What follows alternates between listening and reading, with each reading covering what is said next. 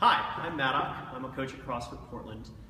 I'm starting a video log about my experience with the training company at the Circus Project, a local Portland organization. They're a 501c. They're a nonprofit organization that does circus arts as an outreach to disadvantaged youths. Several of the sort of top-tier performers here in Portland are coaches there, and they are a small organization. And so if you want to look them up, I'm going to include a link in the comment space below so you can learn more about what I'm doing and what they do.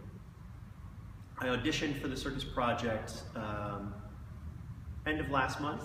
During their auditions, people have been sort of goading me along to get into it. My experience with CrossFit has built up quite a bit of strength and has tapped into sort of my background in gymnastics and my surprisingly good mobility in certain directions. And so I've gotten into circus arts, and I've been resisting the idea of getting into a training company because I felt there were younger people that really want to be performers and could probably better benefit from being in this training company than me. That said, I finally got to the point where I figured might as well give the audition a shot. Wouldn't hurt me to hear them say no. And of course they said yes, so I had to buck up and say yes back so that I had to follow through. Now this gives me an excuse to use some of the strengths that I've built up through my training with CrossFit Portland, as well as an opportunity to learn more about what it takes to coach circus performers and some of the things that go on in circus arts. This will hopefully help me learn to be a better coach overall, as well as more options within program design and more understanding of human movement. Today was our first training company meeting. It's about 2.5 hours, 2 hours. Time flies when you are doing unfamiliar movements and cramping up because you're not so sure of what you're supposed to be doing. It's been a while since I've done as many back bends or other movements related to it. Contortionist I am not, at least not yet.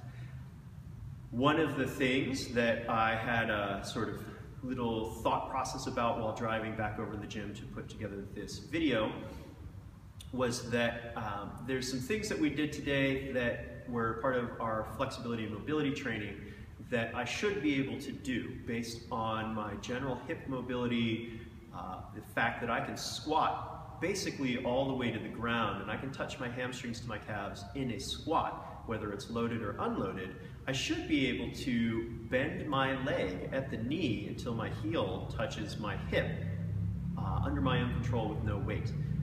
I couldn't do that tonight, so it's a little bit of an eye-opener, and we talk about this in our introductory classes here at CrossFit Portland.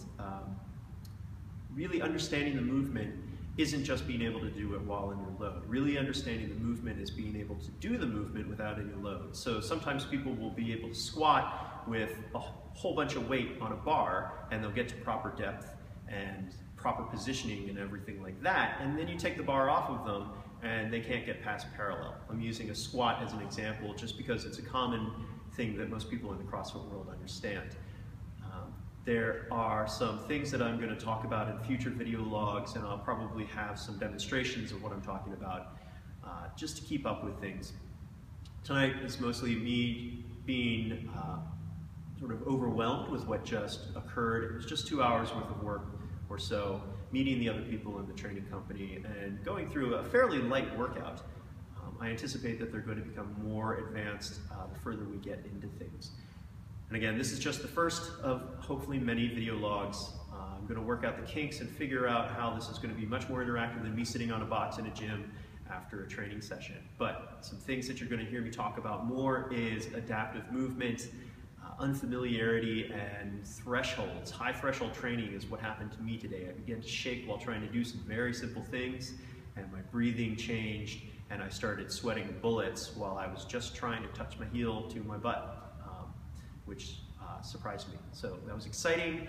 I'm excited by what's about to start happening, and keep an eye out. I'm going to try and post a video log after each training session. And that's it.